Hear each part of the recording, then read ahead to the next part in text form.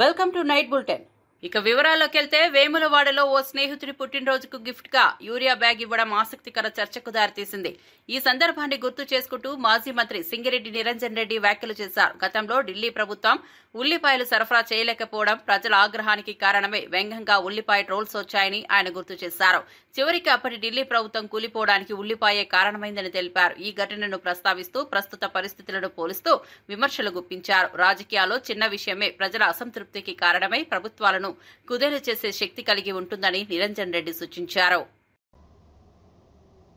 ఎంత దురదృష్టం అంటే అది కొంచెం సెటైరికల్గా అనిపించినా కూడా, వ్యంగ్యంగా అనిపించినా కూడా ఆ బాధను లోకానికి తెలియజెప్పడం కోసం పాపం వాళ్ళు నిన్న ఎక్కడో సోషల్ మీడియాలో వచ్చింది ఒక వార్త. మిత్రుడి జన్మదినం కోసం యూరియా బస్తాను తీసుకొని పోయి బర్త్డే గిఫ్ట్ అని చెప్పి ఇచ్చినారు. సోషల్ మీడియాలో తిరుగుతుంది అది. గతంలో ఇట్లే ఢిల్లీ సర్కారు రాజ్యమేలేటువంటి టైంలో ఉల్లిగడ్డల సరఫరా చక్కగా లేక ఉల్లిగడ్డల మీద వచ్చినన్ని సెటైర్స్ బహుశా దీని మీద రాకుంటాయి. ఆఖరికి ఉల్లిగడ్డను తీసుకొని పోయి బర్త్డేకు హ్యాపీ బర్త్డే అని చెప్పి ఒక ఉల్లిగడ్డని ఇస్తే అదే గొప్ప వరం అనుకునేటువంటి స్థితి ఉంది. ఇక ఉల్లిగడ్డలు కూడా ఇవ్వలేని ఇంత దిక్కుమాల మార్కెటింగ్ ఉంది ఈ రాష్ట్ర ప్రభుత్వాన్ని అని చెప్పి ఆనాడు ఢిల్లీ ప్రభుత్వాన్ని ఉల్లిగడ్డ ఓడగొట్టింది. అప్పుడు జరిగిన ఎన్నికలలో ఉల్లిగడ్డనే ఆనాటి ఢిల్లీ ప్రభుత్వాన్ని ఓడగొట్టింది. వాళ్ళే అంగీకరించారు, ఓడిపోయిన వాళ్ళే. ఈరోజు పుట్టినరోజుకు యూరియా బస్తా బహుమతి ఇచ్చిన రైతులు.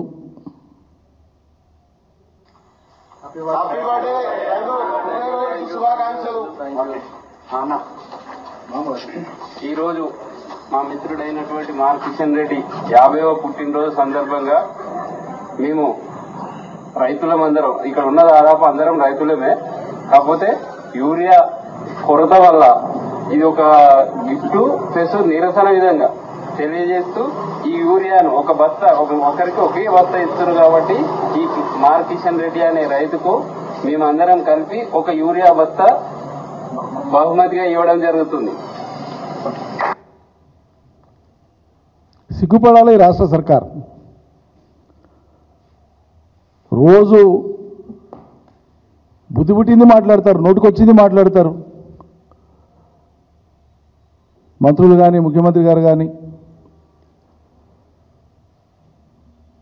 మరి మీ సిపాయిలే కదా, చాలా పెద్ద హరివీర భయంకరులే కదా. ఎందుకు చేతనెత్తలేదు? కేంద్రం ఇచ్చినటువంటి యూరియాను సరఫరా చేయడానికి రాష్ట్రంలో ఎందుకు చేతనెత్తలేదు? ఇంత చేతగానాలకు పాలనా అర్హత ఉందా? అసలు సిగ్గుపడాలి. అసలు బనకచెర్ల అంశంపై ఆంధ్రప్రదేశ్ తెలంగాణ ప్రభుత్వాల మధ్య రాజకీయ వాదోపవాదనలు కొనసాగుతున్నాయి. ఈ నేపథ్యంలో ఎమ్మెల్సీ అద్దంకి దయాకర్ స్పందిస్తూ చంద్రబాబు అయినా లోకేష్ అయినా మాట్లాడితే తెలంగాణ ప్రభుత్వం అడ్డుకుంటోందని చెప్పడం తప్పుదారి పట్టించే ప్రచారమని అన్నారు. గోదావరి నుంచి కృష్ణా నుంచి పెనాకు నీటిని తీసుకెళ్లే హక్కు కోసం పోరాడుతున్నప్పుడు కృష్ణాలో తమ వాటా కోసం తెలంగాణ పోరాడటం సహజమని తెలిపారు. ఒకరి హక్కులను మరొకరు వ్యతిరేకించడం కాదని, ఇలాంటి విషయాలను రాజకీయ ప్రయోజనాల కోసం వక్రీకరించడం కాదని దయాకర్ వ్యాఖ్యానించారు. రాష్ట్రాల మధ్య నీటి సమస్యలు చర్చల ద్వారా పరిష్కారం కావాలని ఆయన సూచించారు. బనకచెర్ల అంశంలో తెలంగాణ ప్రభుత్వం అనుసరిస్తున్న విధానాన్ని వ్యతిరేకిస్తున్నట్టుగా ఆంధ్రప్రదేశ్ ప్రభుత్వం కనబడుతున్నది. చంద్రబాబు నాయుడు గారు కానీ లేకపోతే లోకేష్ గారు కానీ ఇంకెవరు మాట్లాడినా తెలంగాణ ప్రభుత్వము బనకచెర్లను అడ్డుకుంటున్నట్టుగా ఇలా ప్రచారం చేస్తున్నారు. గోదావరి మీదున్న మా హక్కుల గురించి మేము పోరాడతాం, మీకు గోదావరి మీద హక్కుల గురించి మీరు పోట్లాడచ్చు. ఇలా మీకు బనకచెర్ల మీద రైట్ ఉన్నది అని అంటే, హక్కు ఉన్నది అంటే, మరి మీ హక్కును కాలరాస్తున్నది తెలంగాణ ప్రభుత్వం కంటే కూడా భారత ప్రభుత్వం కదా, బీజేపీ ప్రభుత్వం కదా. బీజేపీ ప్రభుత్వం మీ మద్దతుతోనే కొనసాగుతున్నది కదా. మరి మీ న్యాయమైన హక్కును వాళ్ళు కాలరాస్తున్నప్పుడు మీరు మద్దతు చెప్పాల్సిన అవసరం ఏముంది? మీరు మద్దతు ఉపసంహరణ చేసుకోండి. అప్పుడు కంపల్షన్లో వాళ్ళు ఏం చేస్తారో చూద్దాం. వాస్తవానికి అది కాదు. తెలంగాణ ప్రభుత్వాన్ని అబాసుపాలు చేయడానికి ఈరోజు టీడీపీ చేస్తున్న ఎత్తుగడ తప్పితే మరొకటి కాదు. మిమ్మల్ని కాదని ఈరోజు మోడీ ఒక అడుగు కూడా ముందుకేయలేని స్థితిలో మీరు తెలంగాణ ప్రభుత్వాన్ని అబాసుపాలు చేస్తున్నారు. తెలంగాణ తెలంగాణకు గోదావరి మీద ఉన్న హక్కులు, గోదావరి మీద కట్టాలనుకుంటున్న ప్రాజెక్టులకు సంబంధించి సాధన కోసం పోరాడుతుంది తప్పితే మీ హక్కులను నిర్వహించడానికి కాదనేది తెలుసుకోవాల్సిన అవసరం ఉంది.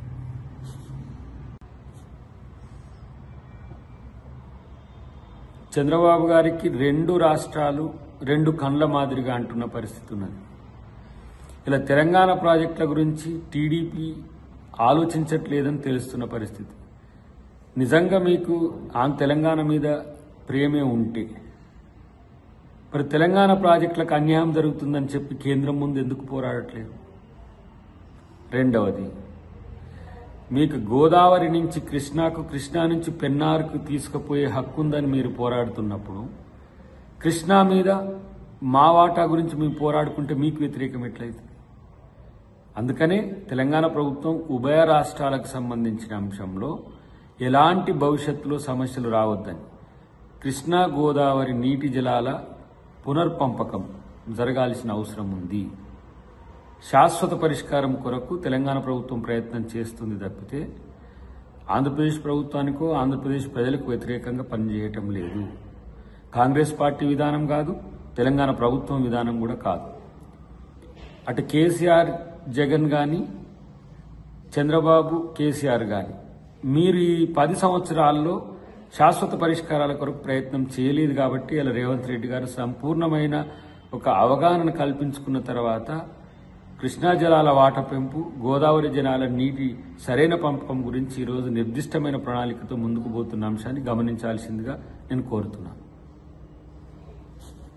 మేడిగడ్డ బ్యారేజ్ కుంగిపోవడంపై కొత్త వివాదం చెలరేగింది. బీఆర్ఎస్ నాయకుడు ఆర్ఎస్ ప్రవీణ్ కుమార్ సంచలన ఆధారాలను బయటపెట్టారు. 2023 అక్టోబర్ 21వ తేదీ సాయంత్రం 6:20 మేడిగడ్డ పిల్లల వద్ద భారీ శబ్దాలు వినిపించాయని, దీనిపై అసిస్టెంట్ ఇంజనీరింగ్ రవికాంత్ అప్పట్లోనే ఫిర్యాదు చేసినట్టు తెలిపారు. అక్టోబర్ 22న మహదేవ్పూర్ పోలీస్ స్టేషన్లో ఎఫ్ఐఆర్ కూడా నమోదైందని, కానీ ఇప్పటి వరకు ఎటువంటి చర్యలు తీసుకోలేదని ప్రశ్నించారు. ఇంత కీలకమైన ఫిర్యాదును పట్టించుకోకపోవడం వెనుక రాజకీయ ఒత్తిడే ఉందని ఆరోపించారు. ఈ విషయంలో ప్రభుత్వం నిజాలను ప్రజల ముందుంచి బాధ్యత వహించాలని ప్రవీణ్ కుమార్ డిమాండ్ చేశారు. పెద్ద ఎత్తున శబ్దాలు వినిపించినాయి అని చెప్పి, దాదాపు ఈ శబ్దాలు 2 కిలోమీటర్ల మేర వినిపించినాయి అని చెప్పి, ఆనాడు ఆ ప్రాంతంలో క్యాంపులో ఉన్న ఒక అసిస్టెంట్ ఇంజనీర్, ఆయన పేరు రవికాంత్, ఈ అసిస్టెంట్ ఇంజనీరు మహదేవ్పూర్ పోలీస్ స్టేషన్లో కంప్లైంట్ ఇస్తాడు.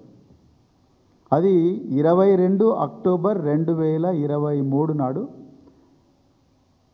174/2023 ఆఫ్ మహదేవ్పూర్ పోలీస్ స్టేషన్. ఆ క్రైమ్ నెంబర్తో ఈ కేసు రిజిస్టర్ అవుతుంది. Prevention of destruction of public property act కింద ఈ కేసు రిజిస్టర్ చేస్తారు. ఇంకా ఐపీసీ సెక్షన్లతో రిజిస్టర్ చేస్తారు. అందులో ఆ ఇంజనీర్ గారు ఇచ్చిన కంప్లైంట్లో చాలా స్పష్టంగా భారీ ఎత్తున శబ్దాలు వినిపించినాయి. అదేవిధంగా దీని వెనుక ఎవరో అన్నోన్ అఫెండర్స్ ఉన్నారు, అంటే అసాంఘిక శక్తులు ఉన్నారని ఆ ఇంజనీర్ గారు కంప్లైంట్ ఇవ్వడం జరిగింది. ఎఫ్ఐఆర్ 2023 అక్టోబర్ 22 నాడు మహదేవ్పూర్ పోలీస్ స్టేషన్లో రిజిస్టర్ అయింది. అప్పటి నుండి ఇప్పటి వరకు ఆ కేసు మీద ఎలాంటి పరిశోధన లేదు. మరి నిజంగా డ్యాము కుంగిపోతే పేలుళ్ల శబ్దాలు రావు. మీరు ప్రపంచంలో ఇదంతా రీసెర్చ్ చేసి వచ్చే మాట్లాడు. టీపీసీసీ చీఫ్ మహేష్ కుమార్ గౌడ్ మాట్లాడుతూ కోమటిరెడ్డి రాజగోపాల్ రెడ్డి వ్యవహారాన్ని క్రమశిక్షణ కమిటీ పరిశీలిస్తోందని స్పష్టం చేశారు. ఆయన ఉద్దేశం ఏమిటో కమిటీ వివరంగా విచారణ చేసి తుది నిర్ణయం తీసుకుంటుందని తెలిపారు. బీసీ రిజర్వేషన్ల విషయంలో కాంగ్రెస్ వెనక్కు తగ్గదని, ఈ అంశంపై తమ కమిట్మెంట్ కు ఏ పార్టీతోనూ పోలిక ఉండదని పేర్కొన్నారు. బీసీలకు బీజేపీ బద్ద విరోధి అని టెక్నికల్ కారణాలు చూపించి రిజర్వేషన్లను అడ్డుకుంటోందని ఆరోపించారు. కాంగ్రెస్ మాత్రం బీసీ రిజర్వేషన్లు ఇచ్చి తీరుతుందని గౌడ్ స్పష్టం చేశారు. రిజర్వేషన్ల అమలు తమ పార్టీ ప్రాధాన్యత అని ధృవీకరించారు. మాట్లాడలేదు. ఆయన దేని విషయంలో ఏ సందర్భంలో అది మాట్లాడినారో అది క్రమశిక్షణ సంఘం పరిశీలిస్తారు.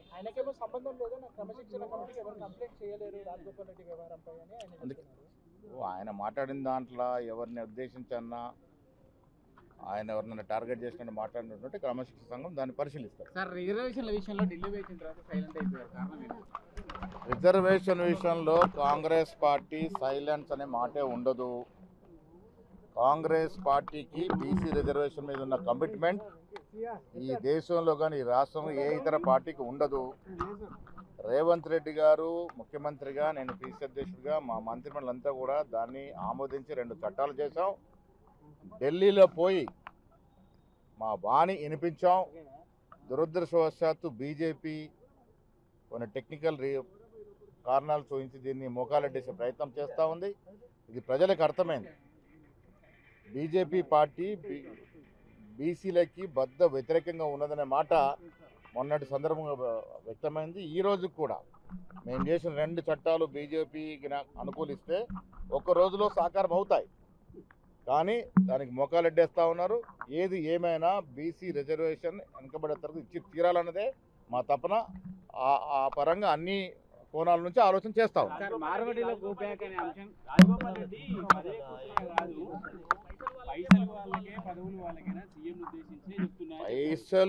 పైసలు అంటే వ్యక్తిగత డబ్బు కాదు. నిధుల విషయంలో వారు నాకు తెలిసినంత వరకు మునుగోడుకి నిధులు ఇవ్వట్లేదు. నిధులంతా కూడా మంత్రుల నియోజకవర్గాలకే పెట్టుకుంటున్నారనే మాట మాట్లాడినట్టుగా నాకు సమాచారం.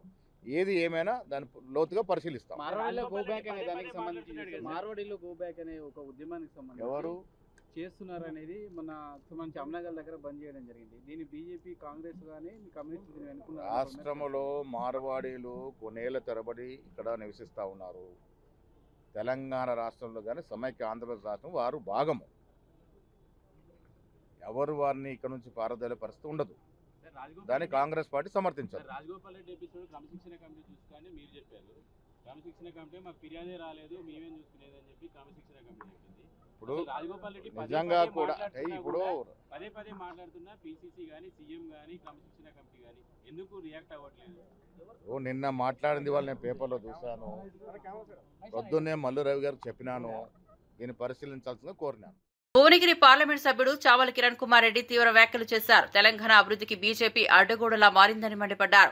ప్రధాని నరేంద్ర మోదీ అన్ని అబద్దాలు చెబుతూ ప్రజలను మోసం చేస్తున్నారని ఆరోపించారు. అభివృద్ది పేరుతో ఖాళీ వాగ్దానాలు చేస్తూ వాస్తవానికి తెలంగాణకు ఎటువంటి సహాయం అందించలేదని విమర్శించారు. కేంద్రం అడ్డంకులు సృష్టిస్తున్నా రాష్ట్ర ప్రజల కోసం కృషి చేస్తామని, కాంగ్రెస్ పార్టీ ప్రజల అరాచకాలను తీర్చడానికి కట్టుబడి ఉందని పేర్కొన్నారు. బీజేపీ పాలనలో సాధారణ ప్రజల సమస్యలు మరింత పెరిగాయని తెలిపారు. తెలంగాణ భవిష్యత్తు కోసం బీజేపీకి బదులుగా ప్రజాస్వామ్యపరమైన ప్రత్యామ్నాయం కావాలని పిలుపునిచ్చారు. ఎవరికి కూడా అభ్యంతరం ఉండకపోయేది.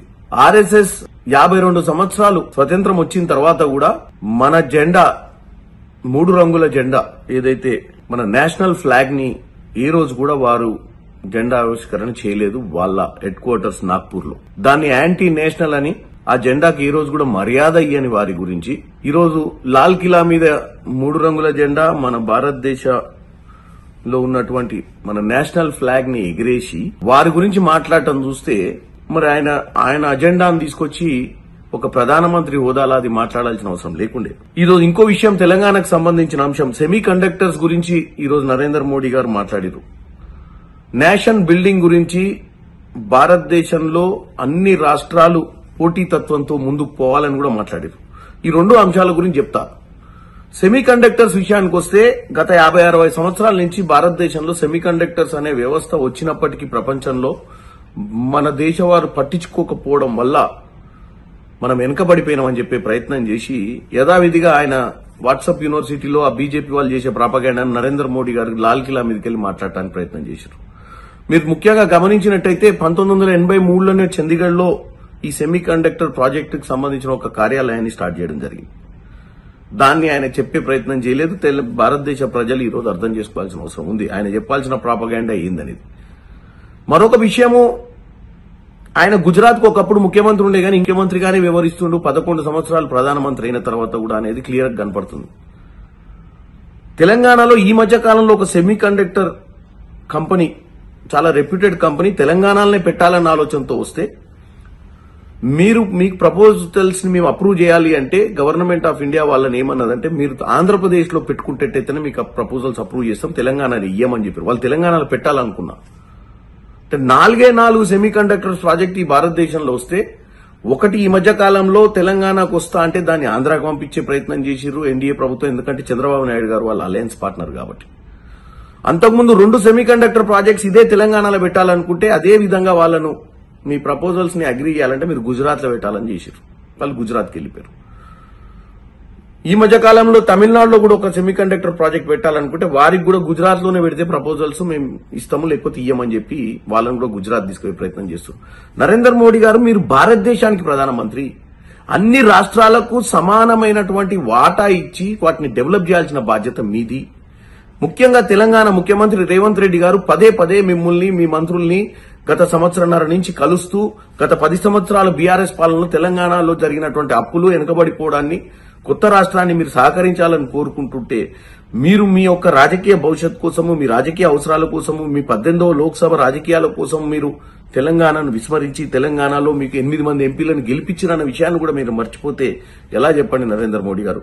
దయచేసి ఇప్పటికైనా మీరు నేషన్ బిల్డింగ్ గురించి అన్ని రాష్ట్రాల సమగ్రత డెవలప్మెంట్ గురించి మాట్లాడండి. మీరు వికసిత్ భారత్ 2047 వికసిత్ భారత్ గురించి మాట్లాడుతున్నారు.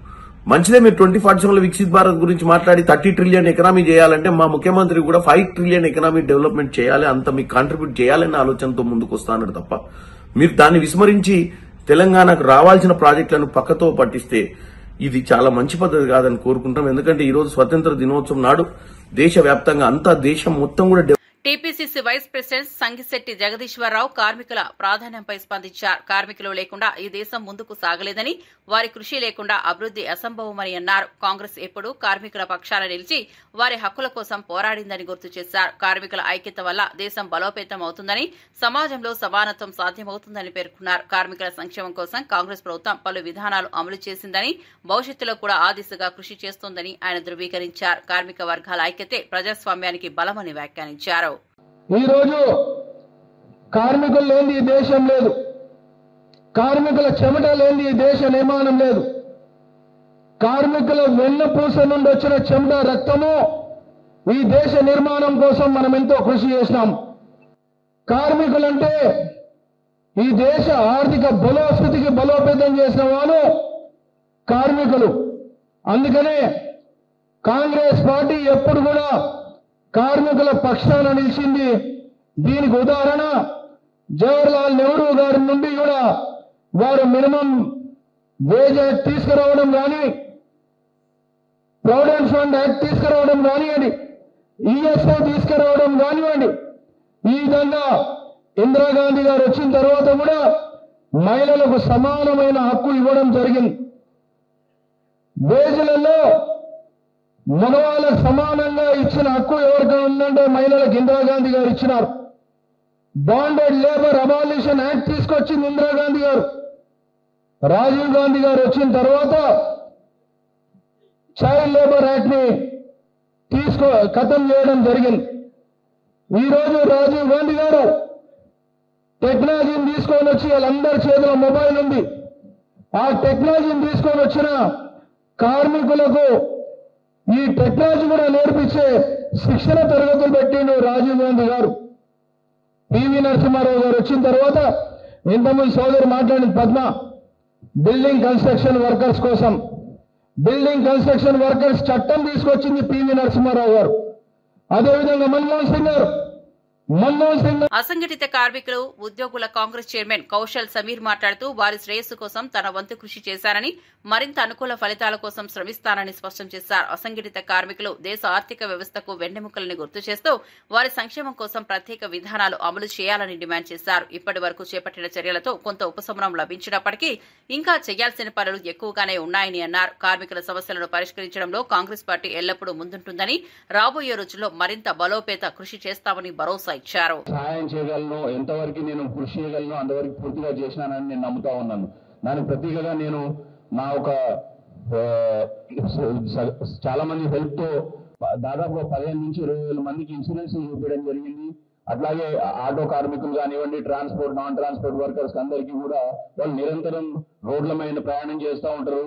వాళ్ళకి ఆరోగ్య హెల్త్ తో పాటు భద్రత గురించి, ఫ్యామిలీ సెక్యూరిటీ గురించి అని చెప్పి ఇన్సూరెన్స్ చేపట్టడం జరిగింది. ఎంతో మందికి మేము చనిపోయినటువంటి అనుకోకుండా జరిగినటువంటి ప్రాబ్లమ్స్ లో ఈ యాక్సిడెంట్స్ లో చనిపోయినటువంటి వాళ్ళందరికీ కూడా ఇన్సూరెన్స్ కవరేజ్ చేయించి వాళ్ళందరికీ ఇవ్వడం జరిగింది. సో నేను ఈ కార్యక్రమాన్ని పురస్కరించుకొని నేను మన పిసిసి ప్రెసిడెంట్ మహేష్ కుమార్ గౌడ్ గారిని ఒకటే కోరుతా ఉన్నాను. అన్న కేకేసి అనేటువంటి ఏదైతుందో జిల్లా వ్యాప్తంగా మొత్తం టీమ్స్ పెరుగుతూ ఉంది. సో మీ ఒకరు సహకారంతో జిల్లాలో ఉన్నటువంటి అధ్యక్షులకు ప్లస్ ప్రతి ఎమ్మెల్యేకి కూడా మీరు ప్రత్యేకంగా మీ తరఫు నుంచి ఒక మెసేజ్ పంపించి మా ఒక కేకేసీ టీంని ప్రోత్సహించాల్సిందిగా కోరుతున్నాను.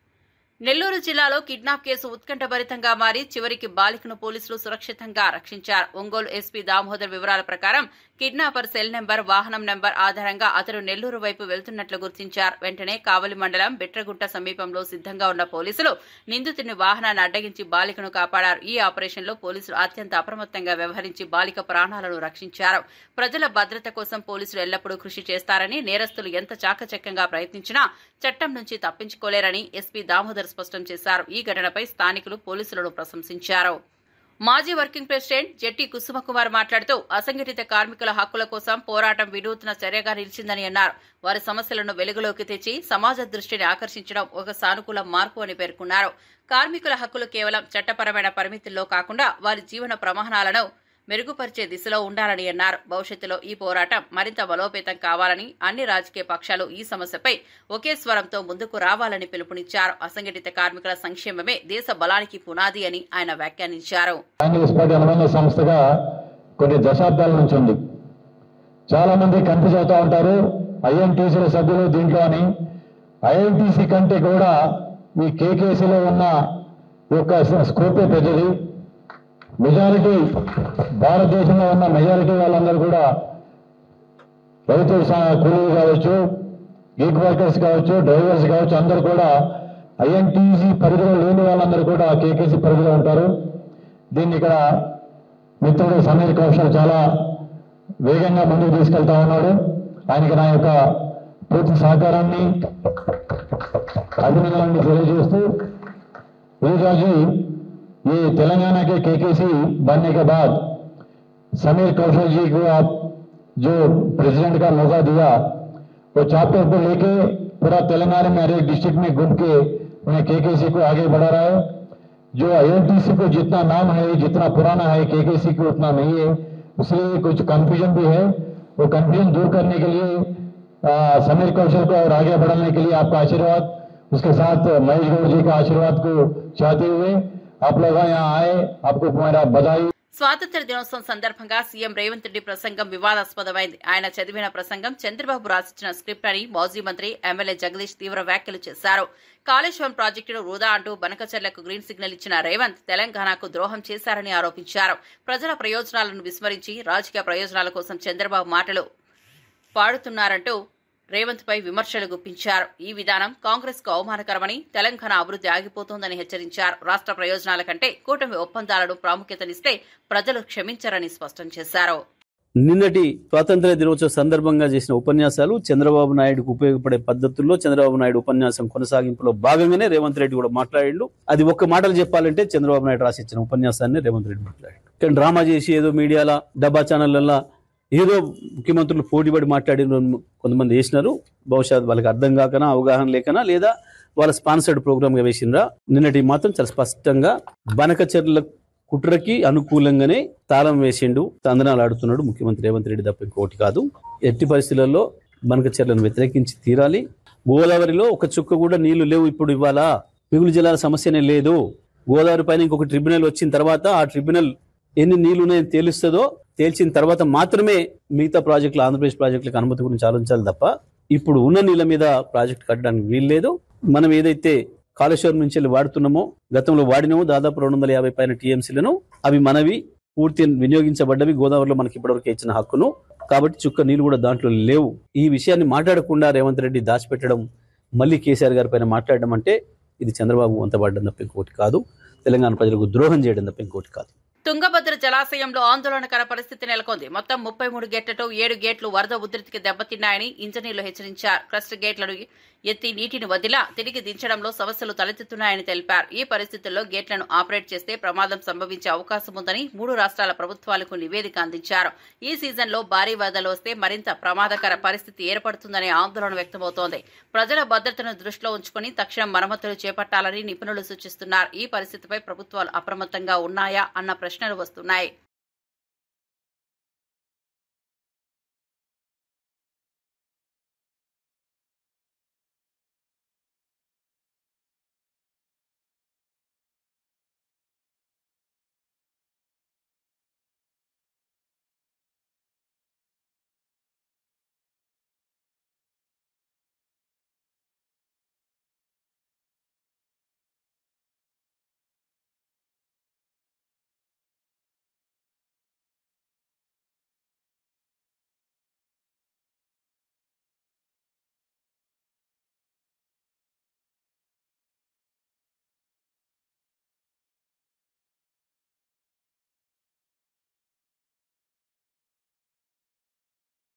హైదరాబాద్ బర్కత్పూర్లోని బీజేపీ కార్యాలయంలో మాజీ ప్రధాని అటల్ బిహారీ వాజ్పేయి వర్ధంతి వేడుకలు నిర్వహించారు. ఈ సందర్భంగా కేంద్ర బొగ్గు గనుల శాఖ మంత్రి కిషన్ రెడ్డి వాజ్పేయి చిత్రపటానికి పూలమాలలు వేసి నివాళులర్పించారు. వాజ్పేయి ఒక వ్యక్తి మాత్రమే కాకుండా సామూహిక శక్తి ప్రతీక అని అన్నారు. దేశ అభివృద్ధికి ఆయన చేసిన కృషి అపారమని, మహోన్నత వ్యక్తిత్వం కలిగిన గొప్ప రాజకీయ నాయకుడని కొనియాడారు.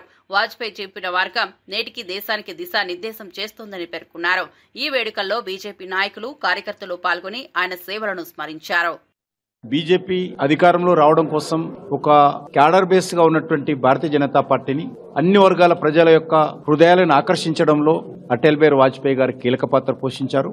వారు చేసిన కృషి వల్లనే ఈరోజు భారతీయ జనతా పార్టీ ఒక్కొక్క రాష్ట్రం గెలుస్తూ భారతదేశంలో అగ్రస్థానంలో ఉన్నాము. ప్రపంచంలో అతిపెద్ద పార్టీగా ఈ రోజు అవతరించడం జరిగింది. వారి అడుగుజాడల్లోనే నరేంద్ర మోడీ గారి నాయకత్వంలో కేంద్ర ప్రభుత్వం పనిచేస్తా ఉంది. వారి హయాంలో చేపట్టినటువంటి జాతీయ రహదారులు కావచ్చు, ప్రధానమంత్రి సడక్ యోజన కావచ్చు, పేద ప్రజలకు ఇళ్ల నిర్మాణం కావచ్చు, పొదుపు సంఘాలకు లోన్లు కావచ్చు, వారి హయాంలో ప్రారంభించినటువంటి అనేక పథకాలు కూడా మోడీ గారి నాయకత్వంలో స్టాచ్యురేషన్ మోడులో అన్ని వర్గాల ప్రజలకు ఈ రోజు అందించేటువంటి ప్రయత్నము నరేంద్ర మోడీ గారు చేస్తా ఉన్నారు. వారు ఒక వ్యక్తి కాదు, ఒక అద్భుతమైనటువంటి ఒక సామూహికమైనటువంటి శక్తి అటల్ బిహారీ వాజ్పేయి గారు.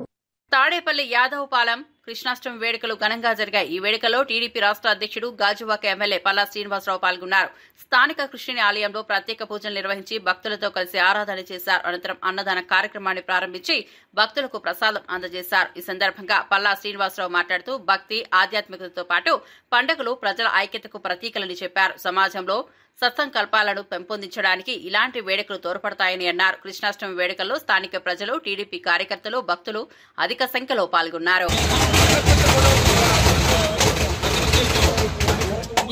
కొంచెం వస్తేనే వస్తుంది.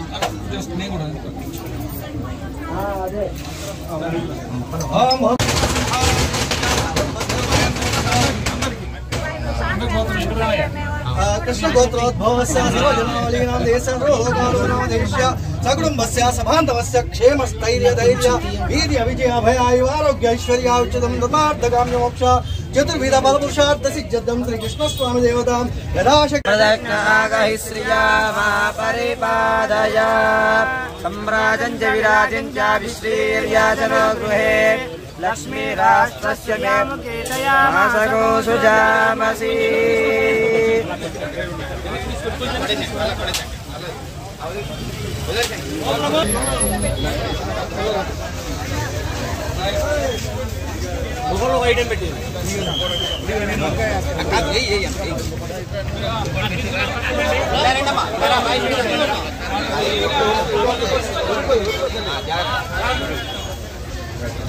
జాగ్రత్త పడుతుంది.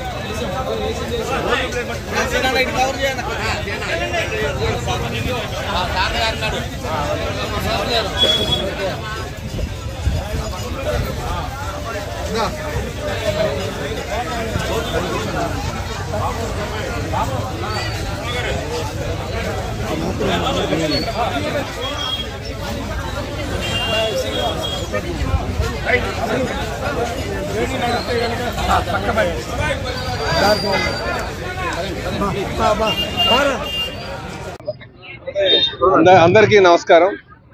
మరి ఈరోజు తాడేపల్లిలో ఉన్నటువంటి ఏదైతే తాడేపల్లి యాదవ్ సంఘం వారు ఏర్పాటు చేసినటువంటి ఈ కృష్ణ మందిర దర్శనార్థం ఇక్కడ రావడం జరిగిందండి. ఈరోజు కృష్ణాష్టమిని పురస్కరించుకొని దర్శనం చేసుకుని స్వామివారి యొక్క ఆశీస్సులు పొంది వెళ్తున్నాం. అయితే మరి కృష్ణ భగవానుడు అంటే ధర్మం. ఎవరైతే ధర్మాన్ని ఆచరిస్తారో, ఎవరైతే ధర్మో రక్షిత రహిస్తా అనే ఆలోచన చేస్తారో వారు నిజమైనటువంటి కృష్ణ భగవాన్ యొక్క వారసులుగా మనం అభివర్ణించవచ్చండి. కనుక ప్రతి ఒక్కరు కూడా సమాజం కోసం ఆలోచించే వారు ఎవరైనా సరే ధర్మం కోసం ఆలోచించాలి. ధర్మంలో మానవత్వం ఉంటుంది, న్యాయం ఉంటుంది. కనుక అందరూ కూడా కృష్ణతత్వాన్ని అలవర్చుకొని ధర్మాన్ని ఆచరిస్తూ